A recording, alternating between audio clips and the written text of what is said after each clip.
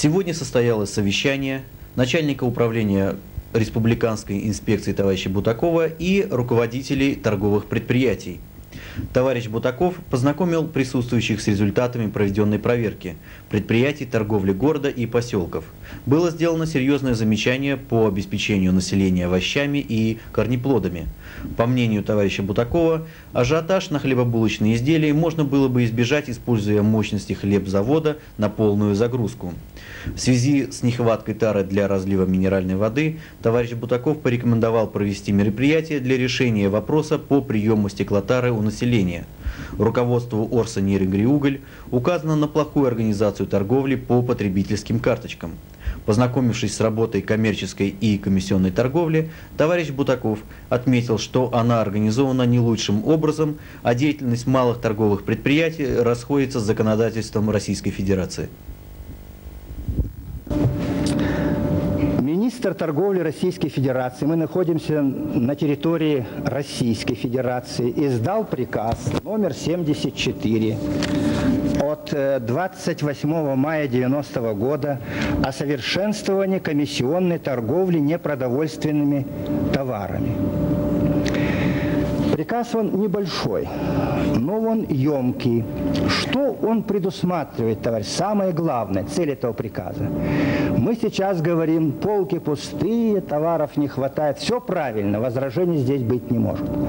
Но этот приказ однозначно ориентировал нас, работников торговли, на активное вовлечение в товарооборот, в восполнение недостающего ассортимента, которое нам сегодня промышленность недопоставляет, не додает. Для этого в этом приказе были определены конкретные формы. Как это сделать? Этого мы не сделали никак. Можете на меня обижаться, выскажите, можете не соглашаться. Мы собрались не для того, чтобы там, скажем, только вот вам высказывать то, что я сейчас говорю. Мы собрались для того, чтобы договориться с участием ответственного работника, заведующего отдела исполкома Людмилы Владимировны, определиться и договориться, как нам быть. Как нам быть в этих вопросах? Мы не должны с вами, товарищи, потакать спекулятивный элемент. Есть однозначное указание, парфюмерно-косметические товары в комиссионных магазинах не продавать. Не продавать. А они сегодня вот в этих малых предприятиях как раз у вас присутствуют.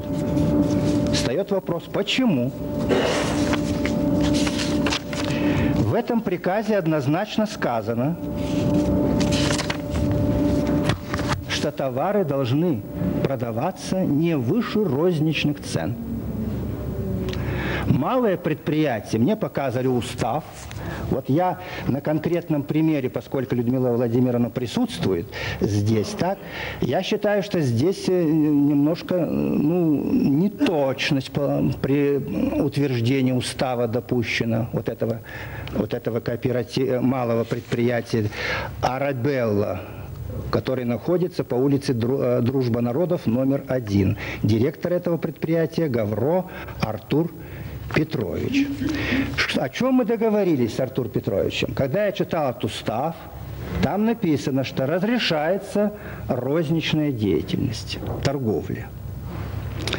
Но не перекупка, товарищи, а торговля, такая же торговля.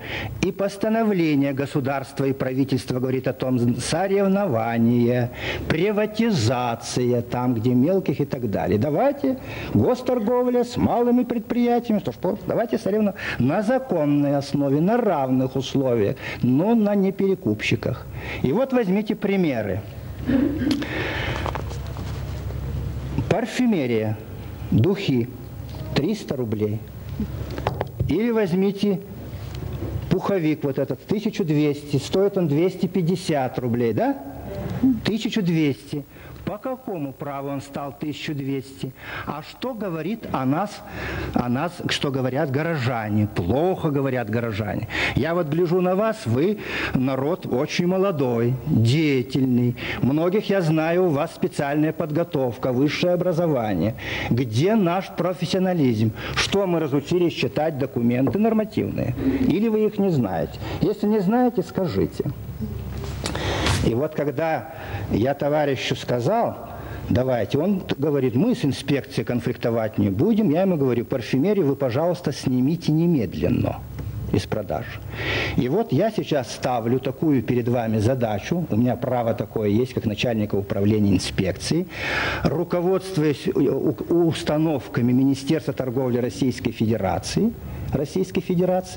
но не все относится к работникам торговли, к малым предприятиям. Здесь, видимо, нам должен помочь торговый отдел горисполкома, комиссионной торговлей. Если они хотят заниматься, пусть занимаются, но выполняют четко приказ 74.